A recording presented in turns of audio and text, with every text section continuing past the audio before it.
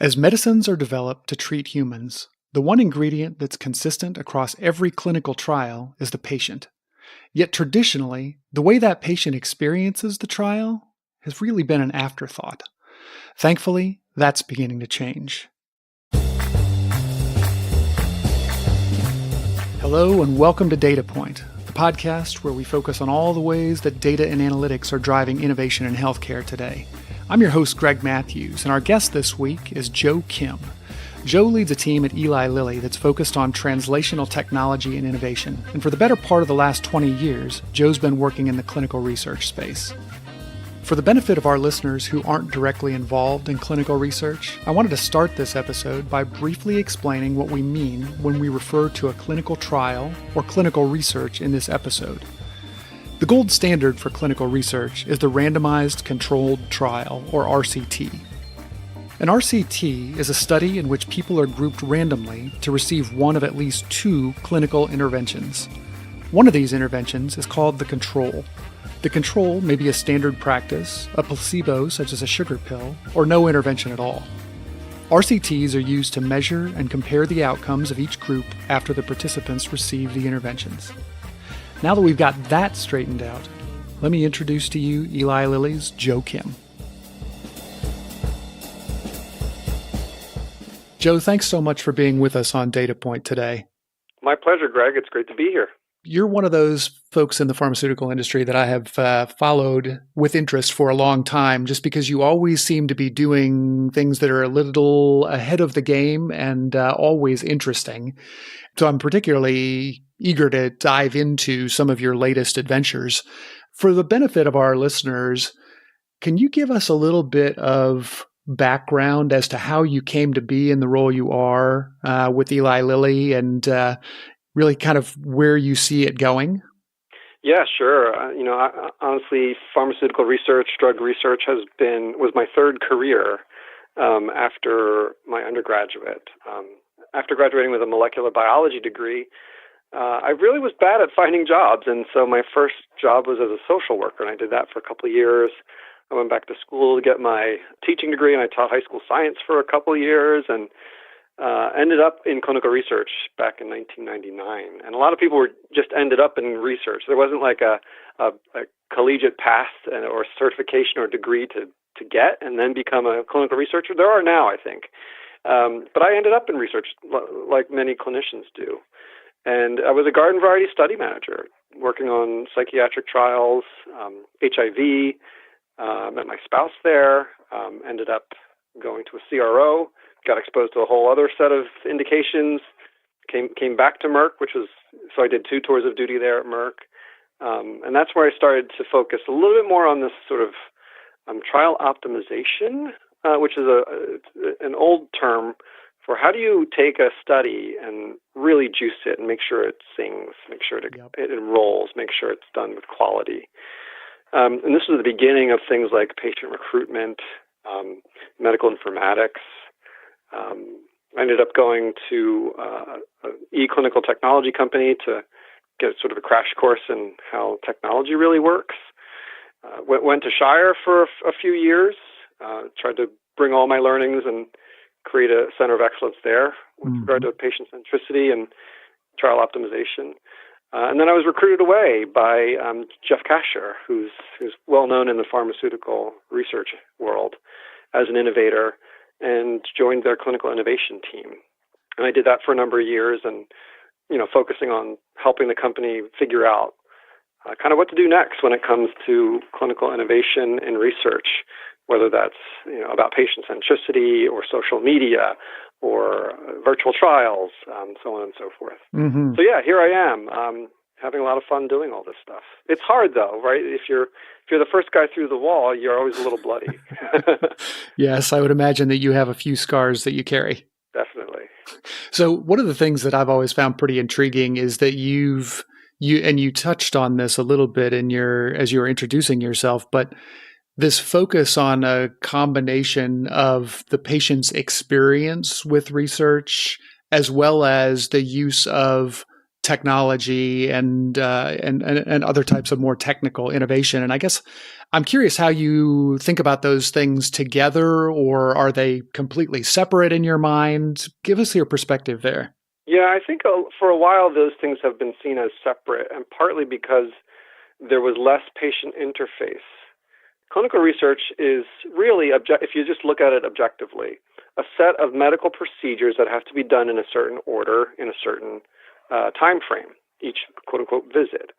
And as far as medical procedures go, those have very little to do with technology, right? Whether it's a physical exam or a blood draw, and there's not a lot the patient needs to do. They sort of show up and they go through these procedures. And then the technology has usually been clinician-facing, right? But now things are changing, and ideas of like a virtual visit where you do something through telemedicine or a mobile app. Now you're talking about technology that the patient has to then use. And while you could get away with creating less than perfect technology for a clinician who's being paid to run the research, when it's a patient volunteer, it's a different ballgame. And maybe we should have always been much more conscientious about designing great technology that fits into a person's life, whether they be a study coordinator, investigator, or patient. So it sounds like the idea of consideration of patient experience may have come about in a little bit of a backwards way because we had to include them due to certain technological constraints.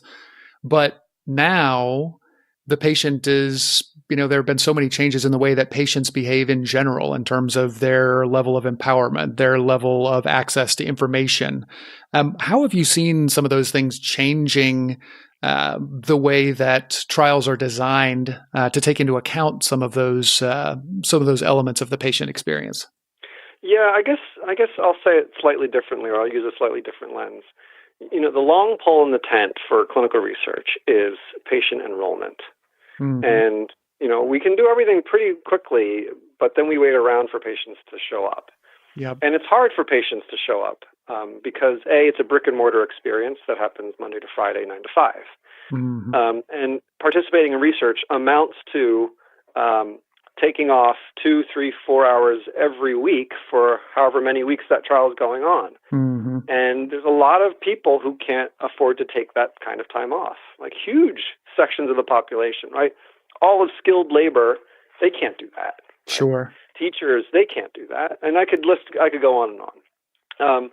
And so when it comes to designing trials well that fit into patients' lives, first and foremost, we need to be really precise about and judicious around how much we're going to put this patient through. Like, does it really need to be a 90-minute visit? Do you really have to go back to the clinic just to get a physical and drop off the pills? So I'm just trying to make a point here that do we always need to have the patient run back to the clinic? And when they're in the clinic, do we always need to have them do a bunch of stuff? What else could be done in the home? What else could be done at retail care or local care? What else could be done through technology? And it's really just changing our mindset around what it means to participate. Like, as I said earlier, research is a set of medical procedures that have to be done within a window. Do they always have to be done in room 22A, right? Can they be done down the hall, across the street, across the state, at home? So let's talk about some of those aspects of the ways that this new way of thinking is being applied in clinical trial work today. So you talked about, being able to do certain checkups or pick up medications at a local retail location, or to be able to enter data from home or enroll from home. Can you give us an idea about some of the technologies that are being applied and what parts of the process they are tending to have the greatest impact on? Yeah, good question. I think it's important to understand that because the technology can be readily used for one kind of study in a certain disease, it may totally not be fit for a different kind of disease. So what the startup world needs to understand is, a dried blood spot is fine for this use case, but it's not fine for that use case. And this is very unusual for sort of tech startups to grapple with because, they're measured by user growth and engagement.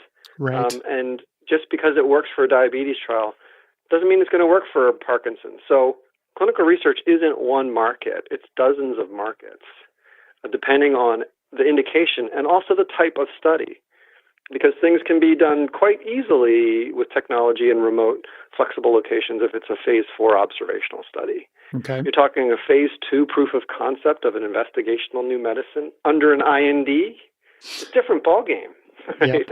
Yep. It's hard to say which one is actually doing, gaining market share or being very popular or used.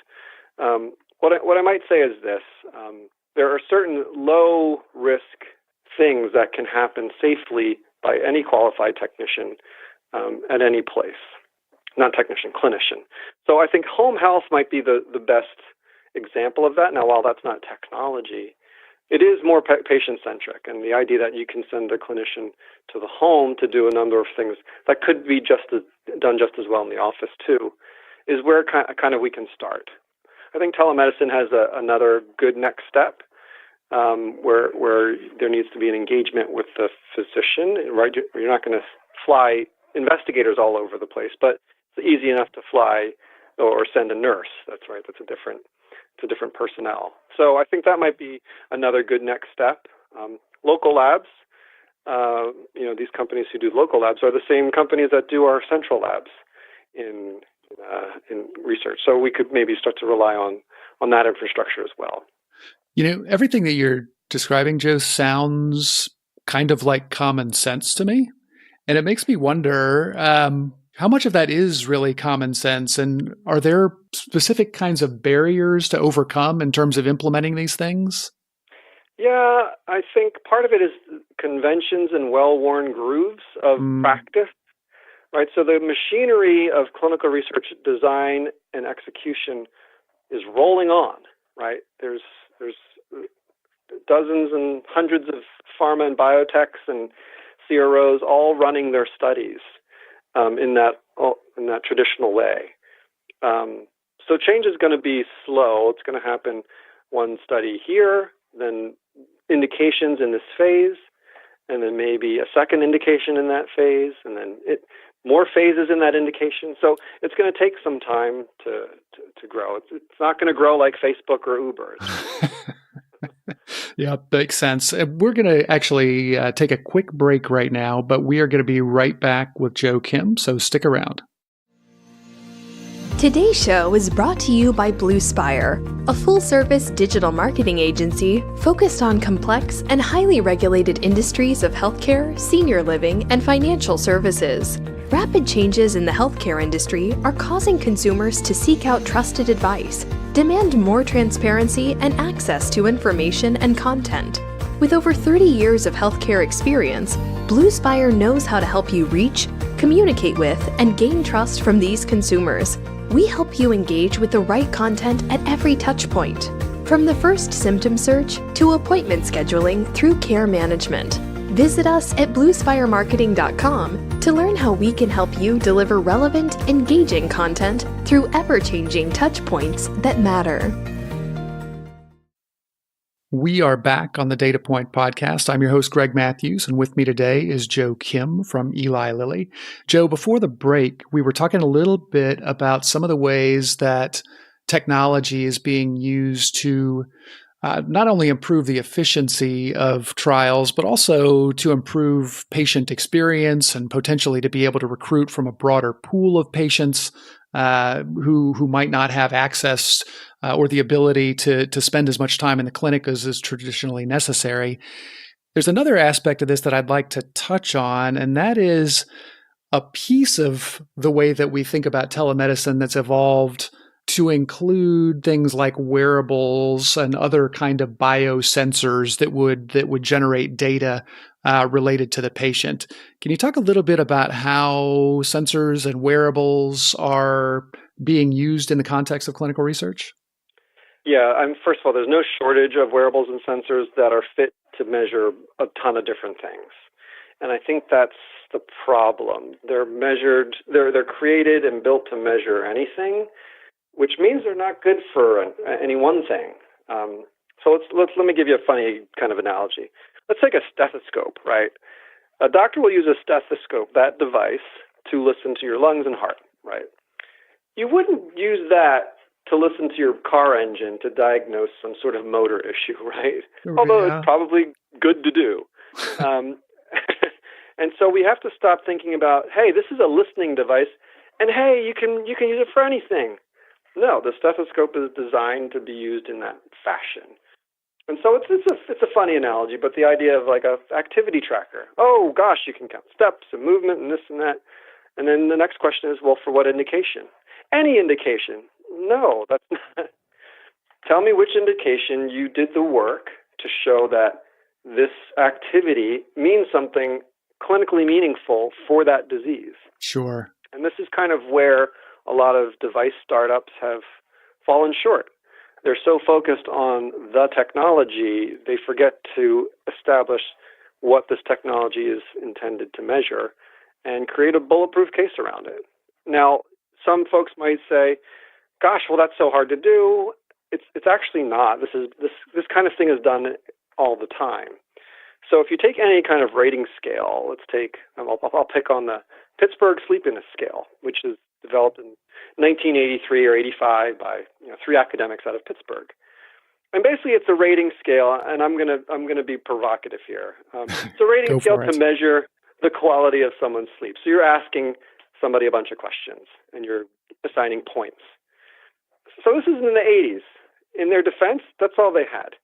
Nowadays, there's so many good sensors out there that arguably can measure sleep and activity, different phases of sleep and duration and intensity, much better than having someone remember, right? How was it over the last week or whatever? Sure. But no one has done the same work that those 3 academics did to say, hey, this questionnaire actually measures the right things about sleep in a way that clinicians sort of believe.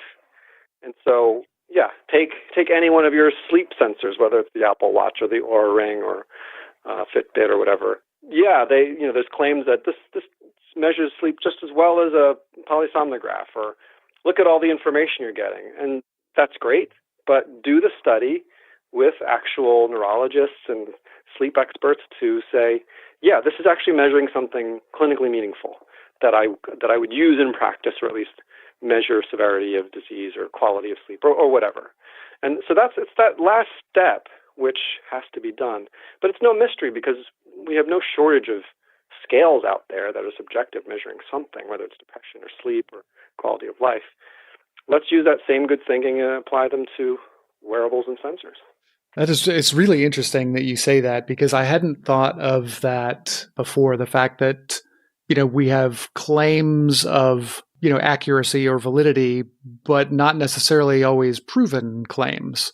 I guess I'm wondering, is that something that is up to the manufacturer, or are there pharmaceutical manufacturers, for example, that for whatever condition need to incorporate things like a continuous measurement of heart rate or EKG data or sleep, and those trials would be done together through the pharmaceutical company? How will that work, do you think? Yeah, good question. I think if the manufacturer wants to position themselves, if the manufacturer of a device wants to position themselves as having the gravity to measure something clinically meaningful with their device, well, then they need to do the work, right? So if there's a manufacturer who makes a butter knife, they're not going to market it as a screwdriver, even though sometimes I use a butter knife as a screwdriver, right? Right. And so likewise, they can do whatever they want and sell it, and people may use it in a variety of fashions. But until they actually create it purpose-built for that thing, there really is no business in saying, hey, we have this device and it measures your depression better than anything else. Well, where's the study that supports that? And if it doesn't exist, well, then you're just a butter knife.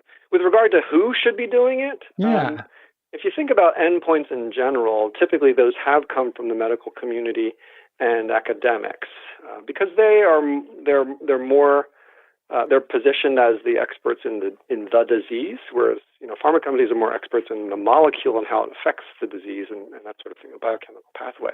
But the clinicians are typically the ones who do this sort of thing, or academic research. Let's think about A1C. So before good urine tests were available to put the business out, to put the sort of uroscopy out of business. So uroscopy is this practice of sniffing and or tasting urine to diagnose a variety of things, diabetes being one of them. But then these good urine tests came along, right, where you didn't have to deal with the subjective opinion of a clinician. You could measure a number. That wasn't developed by a pharma company. That was developed by some academics. And then we get to A1C, which was developed by Samuel Raybar, actually, who passed away a couple of years ago, an Iranian scientist, and it was validated in California with a female scientist. And A1C took a long time to become sort of the gold standard for measuring diabetes, as a surrogate for diabetes. But even when those two things were developed, good urine tests for glucose and blood tests for A1C, it's funny, there's a quote in the Lancet back in the 1800s where you find there's a clinician, a physician, who laments the fact that all these fancy tests are no match for what I can determine through the sniffing of urine, which is comical now, right? I'll try and find the quote for you, or the quote, but this change takes a long time, and people just get stuck in their ways to some degree. But who should be doing it? It's a variety. It's a community of yeah. And that completely makes sense. And as we're talking here, Joe, it occurs to me that what we're really talking about is the uses and usability of various types of data within the context of clinical research. And so I'm going to throw a couple more at you just to see what you think. What about real-world evidence? Things that are coming out of electronic medical records, for example. Any role in the clinical research process? Yeah, I think there's many different use cases of real-world evidence. I think we also we can't be too naive in understanding how real the evidence is, how real world it is. Okay, tell me about that. What do you mean by that? Yeah, if you're looking at claims or a traditional EMR system, how real are those billing codes representing the true gestalt of the patient, right? Oftentimes those, EMRs traditionally were built for billing and not necessarily medical diagnosis. So it's not that real. It's still a sliver or some constellation, not the actual illustration. Certainly in the clinical notes, there's a lot of extra stuff. And I've read that, 80% of the medical information is in the clinical notes, not in the fields for the EMR. So what can we do to use natural language processing and really pull the quote-unquote data, real-world evidence out of the clinical notes and really start to make sense of it? So I think defining what real world really means, and let's not forget social media, a lot of discussion and characterization of disease happens right out there. Not by everyone, but by a lot of people. And so that's real world to some degree too, and how do we make sense of that? So there's lots of different evidence out there. Let's make sure it's real, it's not quotes real world, that it's real world. But yeah, I think there's a lot of different ways that can be used. I think some people have talked about using it as kind of like a virtual placebo arm, right? Instead of making people randomize placebo, can't we just look at the medical record and assume all these people didn't get the investigational drug, i.e. placebo? That's one thing. Another thing is really helping to formulate a hypothesis, because lots of stuff does happen in medical practice that hasn't been studied, right? Whether it's a drug that's approved for one indication, but people are using it for something else. Or is there an unmet need, a symptom that gets captured with a certain class of drugs or a certain drug? And can we see that in the record versus being blind to it, right? So, something causes headaches all the time. And so there's an overprescription of some other painkiller in conjunction with this, approved drug. Hey, well, let's find a way to create a drug that's got a better safety signal. So there's a number of ways you can use real-world evidence to inform your research, test your hypothesis, or run a trial more efficiently, more safely in terms of patient exposure. How do you feel about genomic data? Any particular role of interest in clinical research for genomic data as it's becoming more and more prevalent and accessible by individuals? Yeah, genomic data is a constantly evolving field, and it evolves hand in hand with our understanding of disease. So, for example, BRCA1 as a genomic marker used to not, quote unquote, mean anything, although it was discovered, let's say. It certainly means something now, and while you could do a lot of genomic profiling, it does have to be meaningful if you want to leverage it to develop precision medicine, let's say, or find the right kinds of patients. How do we establish whether a particular piece or type of genomic data is meaningful?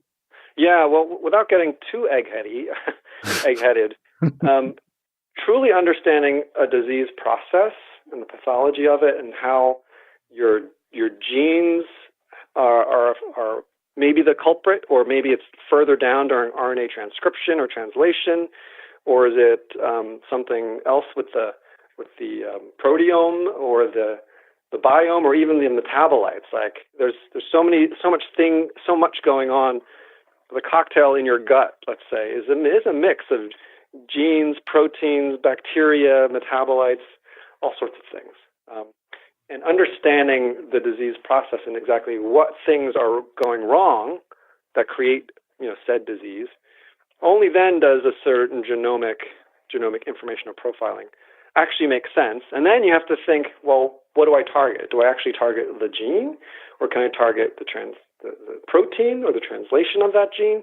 Yeah. Or is it some other enzyme that I just block so that I get it on the back end? And so the human body works like a factory, and you can interrupt a factory way in the beginning, somewhere in the middle, or certainly at the end.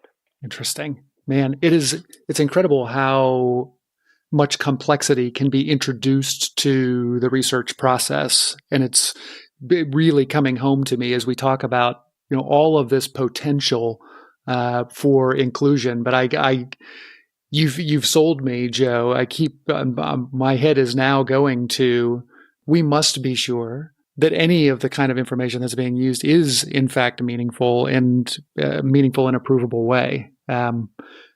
Because I can imagine the complexity getting out of control pretty quickly. Yeah, and the worst case scenario is you think something is what it is, and it's not, right? You're wrong. You get a false positive, and sometimes that happens. And this is the nature, it's the high risk nature of clinical research. You spend a lot of time and money doing something only to find out you were wrong. And failure is certainly a big part of science in general, definitely clinical research. And failure doesn't mean we do research not because we're trying to validate what we believe is true. We do research to really find the truth about something. Sometimes being wrong characterizes the truth about something. Yeah. And, more often than not, science is about failure. And it's about looking at things the wrong way, or finding the wrong key to unlock something. And it's important to find those things, because that means you're closer to finding the right one. Exactly. Well, I think that's probably a good way to close us out of this part of our conversation. But before I let you go, I wanted to ask you about your podcast. You mentioned that you have started doing some interviews and some podcast production. Tell us about what you're up to. Yeah, it's really fun to be on this side of the microphone. So yeah, we're launching a podcast at Lilly called The Elixir Factor. And it's a really great podcast about science and the stories that inspire innovation, resilience to stick to it and make change. And we have a bunch of really great guests and topics focused on clinical research and medical development. So yeah, tune in. That is fascinating. And I know you mentioned that at least initially it's intended for internal consumption. Do you think the rest of us in the big world are going to have an opportunity to listen to it as well? Yeah, no, to be clear, it's intended for a global audience, Great. General public. So yeah, at some point everyone will be able to access it. That is fantastic. Well, when there is a place to do so, I will make sure that it's included in our show notes. But until then, listeners, stay tuned. Joe, thank you so much for being with us today. I could do this for hours, literally. And so I so appreciate you sharing your insights, and I'm going to be continuing to watch where you're going with interest, because it always seems to be somewhere pretty fascinating. Yeah, let's hope so. Thanks so much for listening to the Data Point Podcast. If you like what you've heard, please do rate, review, and share it with your social network. It means a lot. And if you have ideas for show topics or guests, please email them to me at greg@healthquant.health, or send a direct message to @Chimoose on Twitter. That's CHIMOOSE on Twitter. For more information about this show or any of the terrific healthcare podcasts in the Touchpoint Media Network, check them out at touchpoint.health. See you next time. This has been a Touchpoint Media production. To learn more about this show and others like it, please visit us online at touchpoint.health.